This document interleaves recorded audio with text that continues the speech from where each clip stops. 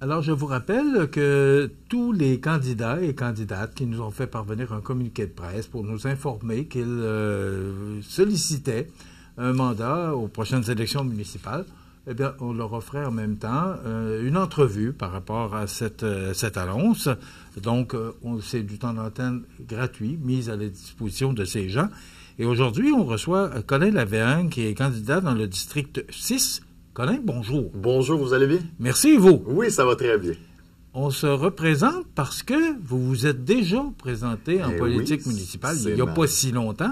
C'est en 2023, alors qu'il y avait une partielle dans le district 1 de M. Landlois qui avait quitté. Pourquoi le district 6? Parce qu'à ce moment-là, en 2023, c'était dans le 1. Oui, absolument. Pourquoi avoir choisi le 6? Ou pourquoi avoir choisi le 1 et là le 6? Oui, bien, c'est une bonne question. Écoutez, moi, je m'étais présenté il y a 2 ans dans le 1 parce que j'ai vu l'opportunité. Je pense que les jeunes peuvent s'impliquer en politique, puis c'était une belle opportunité de le faire. Maintenant, dans le 6, c'est un district qui va être appelé, qui a beaucoup de changements en ce moment, là. Vous voyez, avec les nouveaux développements dans le quartier des Écoliers, aussi sur la rue de la Seigneurie, c'est du renouveau à Montmagny, c'est une nouvelle famille. Il y a des gros projets qui s'en viennent, maison des aînés, l'enrochement au camping qui est pas exactement dans le 6, mais qui touche aussi toute la côte du 6. C'est des projets qui sont assez intéressants, qui concernent Montmagny, puis que ça me tentait vraiment de participer à ce niveau-là. Fait que c'est pour ça que j'ai choisi le 6. OK. Vous êtes jeune? Je suis jeune, c'est ce qui fait ma force. Oui. Vous avez 23 ans? J'ai 21 ans. 21, oui, okay. J'ai 21. J'avais cru comprendre 23. Oui, j'ai 21, puis okay. C'est ça, deuxième expérience en politique, donc on est très contents. Écoutez, moi, je pense que les jeunes ont leur place en politique. Je pense que ça a tout son mérite. Je pense que les jeunes peuvent apporter des beaux arguments à la table du conseil. Ça prend des meilleures décisions. Ils sont capables de parler de la réalité des jeunes. Puis on parle beaucoup de rétention des jeunes en ce moment, mais qui mieux placé que des jeunes pour en parler? Puis on voit une belle réception au porte-à-porte. Les quelques centaines, les plusieurs centaines de personnes à qui on a parlé, c'est des belles discussions qui durent longtemps. Puis je pense que ça prouve que les jeunes ont leur place dans le débat, là. OK. Quelle place vous voulez prendre, justement? C'est un très bon point, ça. Quelle place je veux prendre? Alors, quelle place, si vous êtes élu le 2 novembre, quelle place exactement vous voulez prendre au sein du conseil municipal de la ville de Montmagny? C'est sûr que moi, je veux représenter les jeunes familles. Je pense que c'est un point important. Parce que c'est ça, quand on parle de rétention de la jeunesse, moi, c'est quelque chose que j'ai vécu. Je suis quelqu'un de Montmagny qui a étudié aussi au cégep pendant 2 ans. J'ai été bien impliqué avec eux aussi. Et puis, c'est vraiment une perspective qu'on voit pas tout le temps en politique. Et puis, d'avoir des jeunes, justement, qui sont à la table, qui sont capables d'en parler, qui connaissent ces enjeux-là. On ne se cachera pas être aux études. C'est une période d'instabilité. On peut, rendu à l'université, on peut aller autant à Laval que... peut-être qu'on n'est pas accepté à Laval, il faut aller à Sherbrooke, Montréal. C'est une période qui est instable, vraiment. Et puis que, en fait... C'est bon de se poser ces questions-là aussi, parce que quand on est jeune, on se demande, on va-tu rester à Montmagny, on va-tu aller à l'extérieur? Et puis moi, je suis dans cette période-là, je comprends la réalité des jeunes, je comprends les questions qui se posent, puis je pense que c'est une bonne perspective à apporter au conseil de ville. OK. Et là, vous êtes encore aux études? Oui, toujours aux études. Je termine mon baccalauréat cette année. Je suis en affaires publiques et relations internationales. C'est un long nom de même. À Laval, ici. Puis c'est ça, ça touche le droit, la politique, puis l'économie. Ça me donne vraiment une belle vue globale là, des enjeux. C'est ça, fait que c'est un bac qui est très compatible avec la fonction de conseiller municipal. Puis ça les touche directement, là. Colin, justement, avant de parler de vos engagements, oui. Moi, il y a une question que vous avez parlé de jeunesse, vous avez parlé que vous voulez prendre votre place. Les gens qui nous regardent aujourd'hui, moi, mais il n'y a pas d'expérience. Comment vous voulez défendre ce point-là? Probablement c'est une bonne question à me poser. Probablement qu'on vous parle de ce point-là. Justement, est-ce que c'est un point qu'il faut prendre en considération ou il faut faire son expérience? C'est ça. Écoutez, pas moins d'expérience, ça, faut relativiser ça un peu, hein? Parce que tous ceux qui se présentent en ce moment, à part ceux qui ont déjà été conseillers dans le passé, n'ont pas d'expérience en conseil municipal. Même j'ai un avantage sur eux avec une dernière élection. Puis, écoutez, moi, je suis quelqu'un qui a été bien impliqué justement dans la ville. Je le suis toujours au cégep en tant que... En fait, j'ai été étudiant qui a siégé sur le conseil d'administration du cégep pendant 2 ans. Maintenant, je suis sur le conseil d'administration de la Caisse des Jardins comme administrateur de la relève. Puis, j'ai été 2 ans trésorier de l'Association canadienne des Nations unies à Québec. Puis ça, c'est mes implications, mais j'ai eu j'ai eu des jobs, j'ai eu des travaux, là, du travail. J'ai travaillé, entre autres, à Ottawa. J'avais un conseil à ma charge d'une 15aine de personnes. Et puis, j'ai fait des recommandations en fait, c'était pour les cadets. Alors, j'ai fait des recommandations pour la brigadière générale du programme des cadets qui aidait au-dessus de 50 000 jeunes au Canada. Et puis, moi, j'avais mon équipe à gérer là-dedans. Donc, c'est une expérience que je trouve super pertinente. C'est un autre conseil, mine de rien. Et puis, sans ça, j'ai aussi travaillé pour la gouverneure générale à Québec. J'ai fait des fonctions autant cérémoniales que... Mais en fait, c'est un milieu qui est super compatible et stimulant. Puis, j'avais des conférences de l'OTAN à côté. Donc, j'ai évolué dans ce domaine-là. Mon bac m'apporte aussi là-dedans parce que j'en ai serré des mains, mine de rien. Et puis, c'est ça. Donc, c'est ce que je réponds à ceux qui disent que j'ai moins d'expérience. C'est une expérience qui est différente. Puis l'expérience en tant que jeune à Montmagny est tout à fait compatible et pertinente pour le conseil de ville.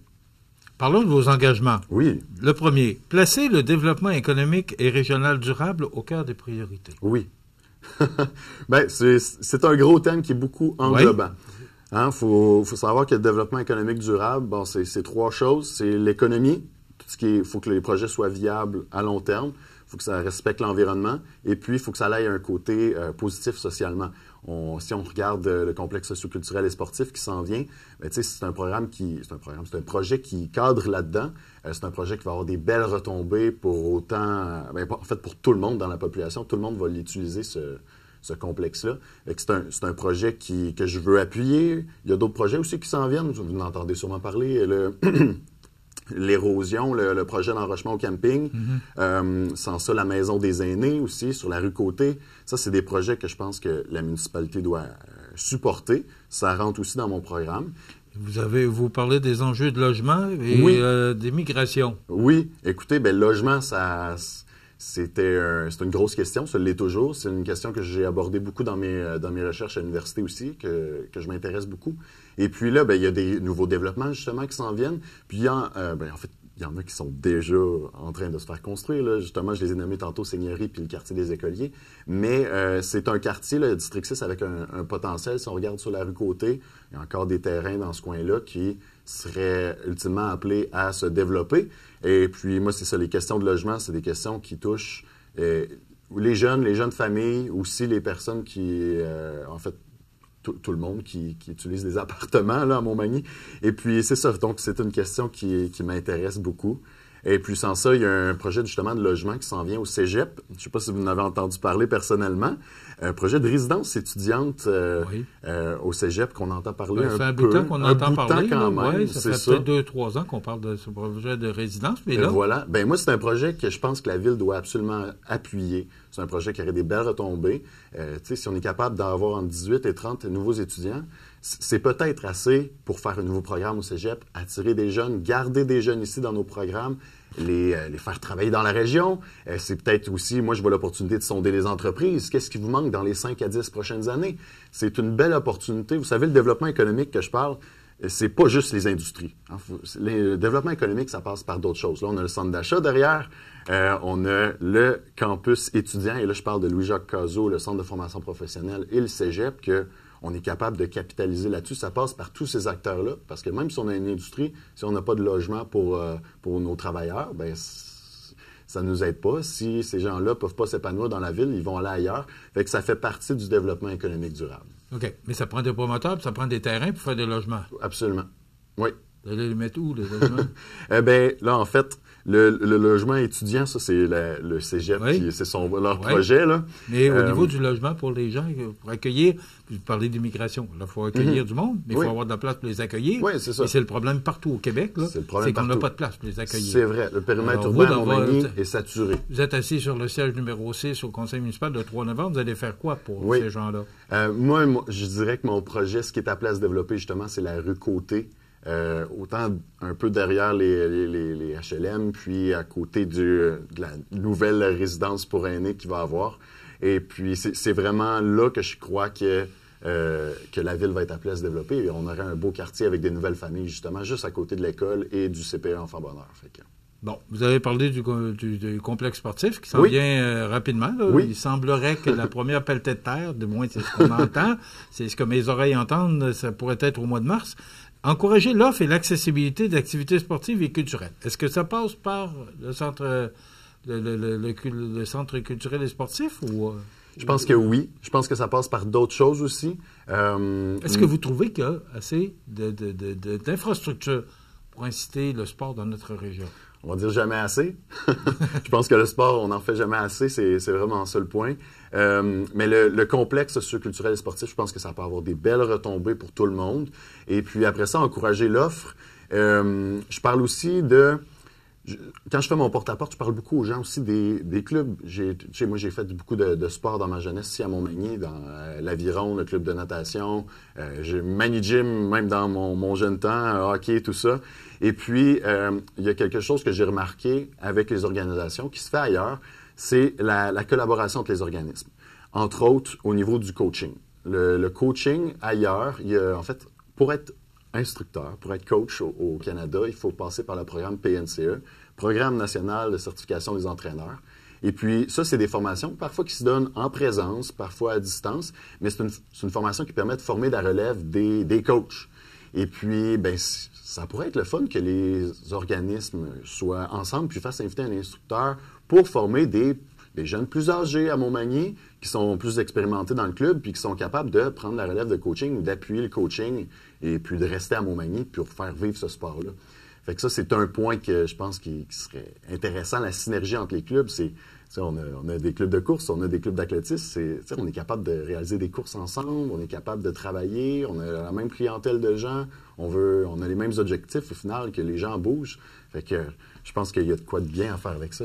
Le temps passe vite et je veux vous entendre sur votre dernier point, améliorer la participation citoyenne et la rétention des jeunes. La rétention des jeunes, vous en avez parlé un peu. Un petit peu. Mais là, fini le cégep et vous en êtes un. Oui. Vous avez terminé votre cégep, vous êtes à l'Université Laval. Oui. Allez-vous revenir? Ben oui, en fait, je suis toujours ici. Moi, je suis toujours à Montmagny, je tiens à vous rassurer. Oui, mais quand vous parlez de rétention des jeunes, oui. Vous allez faire quoi? Parce qu'avec la formation que vous avez... Oui, ben moi, c'est ça. Il y a des travaux, il y a du travail pour les jeunes qui se passent ailleurs. Quelqu'un qui travaille dans les mines, par exemple, ne pourra pas rester à Montmagny. C'est sûr. Ça, c'est une réalité de la vie, là. Moi, j'étudie en relations internationales, mais aussi en affaires publiques, ce qui touche tout ce qui touche le gouvernement, mais aussi les entreprises. Moi, mon bac, c'est la beauté, c'est que c'est une belle entonnoir ouverte pour moi. Fait que je pourrais revenir dans la région. C'est mon but de revenir dans la région, de rester dans la région, de travailler ici. Et puis, je pense que c'est la même chose pour beaucoup de jeunes qui font leurs études puis qui veulent se réinstaller ici, se partir en pratique, par exemple, ou travailler dans des entreprises ici, là. Rapidement. Améliorer la participation citoyenne. Pourquoi? Il n'y en a pas? Quand on dit améliorer, ça veut dire que c'est pas le bonheur. Écoutez, c'est que j'ai vécu à Montmagny toute ma vie et on l'a vu. On le voit, on constate que d'un fois, la COVID a quand même changé des choses à ce niveau-là. Oui. Mais avec les festivals, vous en entendez sûrement parler aussi, vous avez sûrement des échos. Mais, moi, je pense à toute la vie qu'il y avait au Parc Saint-Nicolas. Mais moi, c'est mes souvenirs de jeunesse. Les Saint-Jean-Baptiste au Parc Saint-Nicolas, quand on sort les canaux aussi, là, que la ville a encore, qu'elle sortait les canaux qu'elle prêtait aux gens puis qu'elle allait se promener sur la rivière. Je voyais des belles activités vivantes. C'est quelque chose que je pense que les gens, justement, quand ils participaient à ça, ça faisait vivre notre ville. Et puis, participation avec les jeunes, c'est que je pense que les jeunes peuvent être plus impliqués dans leur ville, plus impliqués aussi dans les décisions, dans les CA, dans les conseils d'administration aussi. C'est comme ça que je pense qu'au final, les jeunes vont s'impliquer puis vraiment être, justement, là, engagés dans leur ville. Colin, ça fait tout près d'une quinzaine de minutes qu'on vous entend. Oui. Le 3 novembre, vous êtes élu dans le district 6. Oui. Quelle est, et je la pose à tout le monde, quelle est votre priorité? C'est une excellente question. Les projets que j'ai nommés tantôt, c'est super intéressant, je pense. Priorité. La priorité. Moi, je vous dirais quelque chose que je voudrais vraiment faire. C'est vraiment une bonne question. Ça à réfléchir. Oui, ça me force à réfléchir. Puis j'ai quand même pensé dans le passé et quelque chose qui est plus facile qui se fait ailleurs, que je pense que ça serait super pertinent, c'est un comité jeunesse.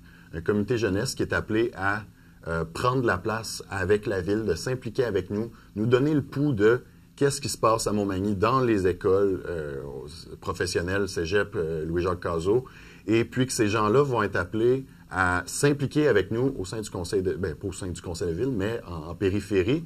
Et puis que dans une année après, après ça, on les invite, on fait un partenariat avec les organismes de la région, les entreprises, on les invite à rejoindre des CA chapeautés par les entreprises pour, en fait, inciter les jeunes justement à s'impliquer dans leur ville, puis ça a des effets bénéfiques pour tout le monde. Colin, on va vous souhaiter bonne chance. Merci beaucoup. Colin Lavergne, qui est candidat dans le district 6, est opposé à Jacques Coulombe, Alexandre Têtu et Bruno Marois. Bruno Marois. Voilà, merci.